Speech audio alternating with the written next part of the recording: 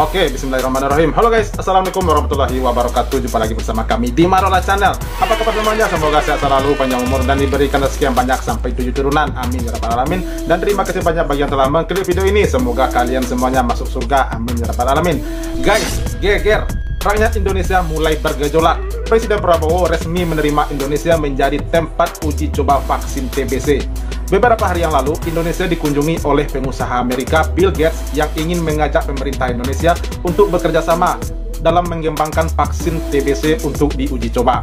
Prabowo juga menerima dana hibah sebesar 2,5 triliun agar bisa melakukan uji coba vaksin TBC yang dia inginkan. Hal tersebut langsung menuai pro dan kontra dari berbagai masyarakat, berbagai kalangan. Sementara itu, negara lain malah menolak kedatangan Bill Gates dan termasuk negaranya sendiri. Nah, kenapa di negara kita diterima? Apakah kita setara dengan negara-negara yang termasuk yang menerima itu seperti Zimbabwe, lalu Mumbai, Afrika Selatan? Apakah kita setara dengan mereka, guys? Wow, ngeri ya. Nah, siapa videonya? Ini dia. Let's go.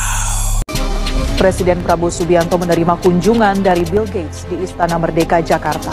Dalam kunjungannya, Bill Gates memberikan hibah bagi Indonesia sebesar 159 juta dolar Amerika. Bill Gates tiba sekitar pukul 8 waktu Indonesia Barat, disambut langsung oleh Presiden Prabowo Subianto. Bill Gates dijamu dengan santap pagi bersama dengan Presiden secara tertutup. Hasil pertemuan disampaikan oleh Presiden bahwa pemilik Gates Foundation itu memberikan hibah bagi Indonesia sebesar 159 juta dolar Amerika. Hibah itu diperuntukkan bagi sektor kesehatan, pertanian, teknologi, hingga sosial. Sementara Bill Gates mengatakan yayasan yang ia pimpin berfokus pada masalah kesehatan. Bill Gates mengapresiasi Indonesia yang telah mengadopsi vaksin baru sesuai dengan tujuan dari Yayasan Gates. Bahkan ia menjalin kerjasama dengan Indonesia untuk penelitian vaksin TBC terbaru. Hidup Jokowi! Hidup Jokowi! Bentar guys. Jadi, kenapa Pak Prabowo mau menerima tawaran Bill Gates untuk mengembangkan atau untuk dilakukan uji coba vaksin TBC di Indonesia? Apakah karena apakah mungkin karena Bill Gates memberi dana hibah atau sumbangan sebesar 2, triliun atau 1,5 ribu US dollar gitu ya? Apakah mungkin karena itu? Nah, dan satu lagi, kenapa harus diterima gitu ya? Apakah Indonesia ini juga masih tergolong rawan TBC atau darurat TBC gitu? Nah, kenapa? Padahal kan kita kan aman-aman aja ya soal kesehatan, apalagi tentang di TBC ini kan aman-aman saja.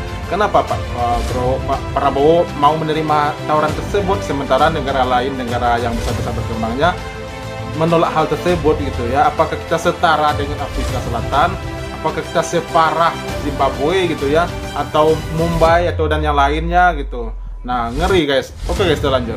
Peluncuran perdana untuk vaksinasi TBC dihadiri Menteri Kesehatan Budi Gunadi Sadikin, Kepala Kantor Komunikasi Kepresidenan Hasan Nasbi, dan Wakil Menteri Desa dan Pembangunan Daerah Tertinggal Ahmad Riza Patria.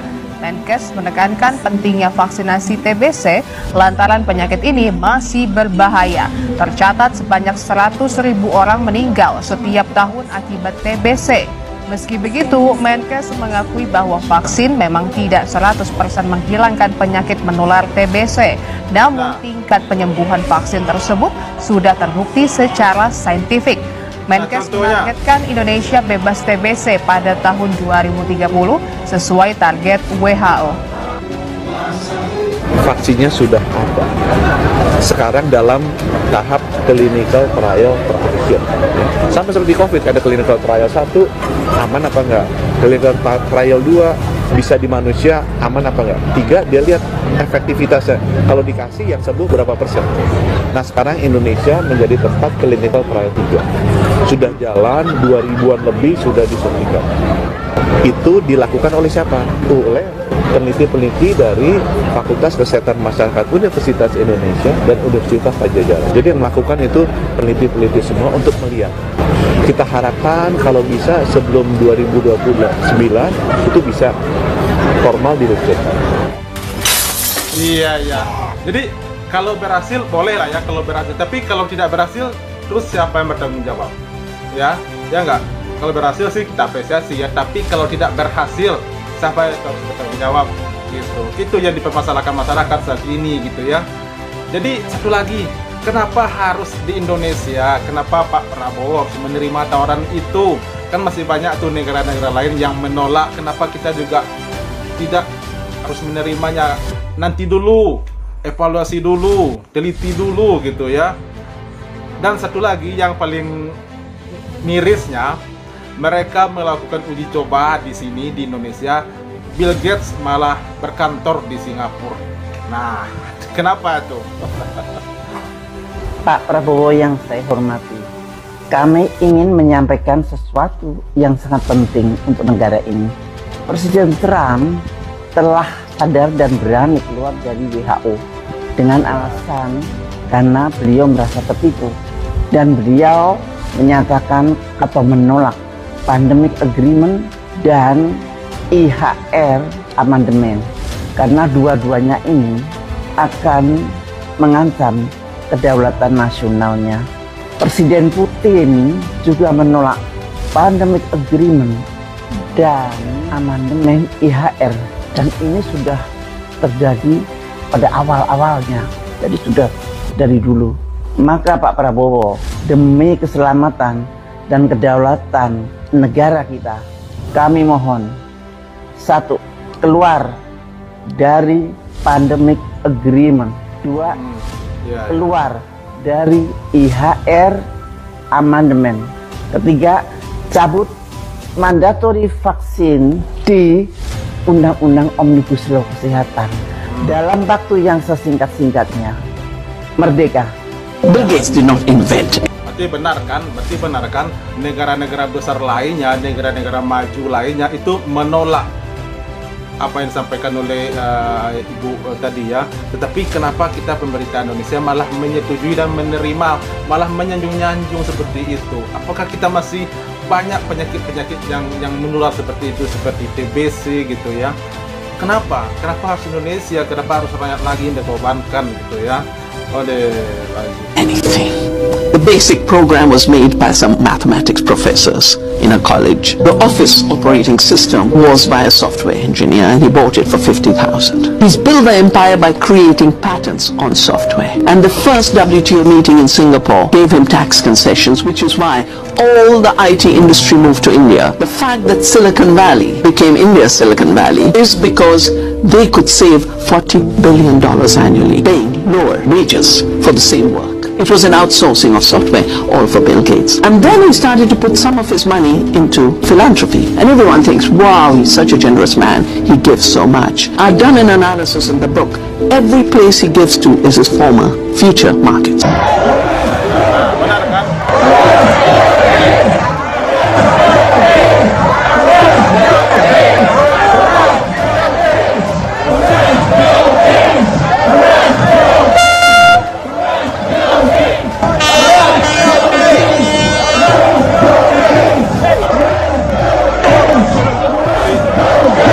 Benar kan negaranya sendiri menolak kedatangannya. Dan satu lagi disampaikan oleh salah satu pejabat India tadi, Bill Gates selalu memberi sumbangan kepada negara yang menjadi target marketnya.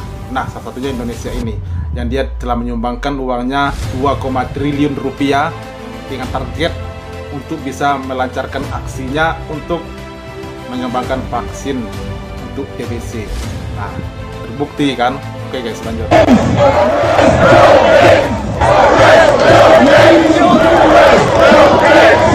Ini bukan kayak kelinci percobaan seperti itu, adalah pengaruh yang mau disebarluaskan supaya orang tidak kena vaksin nanti meninggal 100.000 per kali. Jadi ini secara saintifik, ini bukan bicara hoax, rumors, gosip. Secara sains, ini vaksinnya sudah terbukti aman. Ya Allah ya Robi, hampir setiap hari rakyat Indonesia itu disuguhi berita-berita yang ngelus dada. Kalau nggak menterinya yang tolol, nggak bisa kerja, nggak bisa bikin kebijakan, nggak mau evaluasi, nggak mau introspeksi diri. Nah sekarang rakyat Indonesia disuguhi berita kayak gini. Bill Gates datang ke Indonesia membawa atau menawari Indonesia sebagai lokasi uji coba vaksin TBC yang dikembangkan. Garis bawahi, uji coba vaksin yang dikembangkan. Uji coba, bos. Ini bahasa kasarnya mencoba. Kira-kira mati atau enggak rakyat Indonesia pakai vaksin yang dikembangkan oleh Bill Gates. Dan lebih lucunya nih, ketika rakyat Indonesia dijadikan kelinci percobaan oleh Bill Gates, presiden kita Pak Prabowo yang katanya macan Asia itu malah menerima tawaran tersebut dengan bangga, dengan bahagia, dengan lapang dada, dengan sukarela. Dan lebih tololnya, ketika rakyat Indonesia dijadikan kelinci percobaan oleh Bill Gates, Bill Gates sendiri malah memilih Singapura sebagai kantor perwakilan. Nah, betul kan? Nah. Rakyat Indonesia dijadikan kelinci percobaan, tapi Bill Gates memilih negara lain sebagai lokasi kantor perwakilan. Ya Allah, ya Rabbi. Dan ditambah lagi nih, kalau Bill Gates mau meluncurkan suplemen ibu hamil, nah suplemen itu coba deh diuji cobakan kepada emak-emak pendukung Prabowo Gibran kemarin. Nah kalau vaksin dan suplemen ibu hamil tersebut berhasil, baru deh boleh diimplementasikan atau disebarluaskan secara nasional. Kira-kira usulan saya diterima nggak? Diuji cobakan dulu kepada pendukung Prabowo yang kemarin oke gas itu. Iya, mantap, setuju itu ya. Ya, boleh tuh usulnya ya. Diuji cobakan dulu kepada pendukung Prabowo yang katanya 58%. Nah, jika berhasil baru tuh dilangsungkan secara nasional gitu, kepada masyarakat Indonesia umumnya. Tetapi jika gagal hasil, nah itu wajib dihentikan. Nah itu setuju tuh apa yang disampaikan oleh salah satu netizen ini ya. Nah, hebat tuh ya. Nah itu dia guys, gimana pendapat kalian tentang apakah kita akan menerima begitu saja tentang vaksin TBC yang katanya telah memakan korban selama 1 tahun sampai ratus ribu lebih. Bahaya ya kalau begitu. Nah, oke guys, itu dia review hari ini. Terima kasih banyak. Sampai jumpa lagi.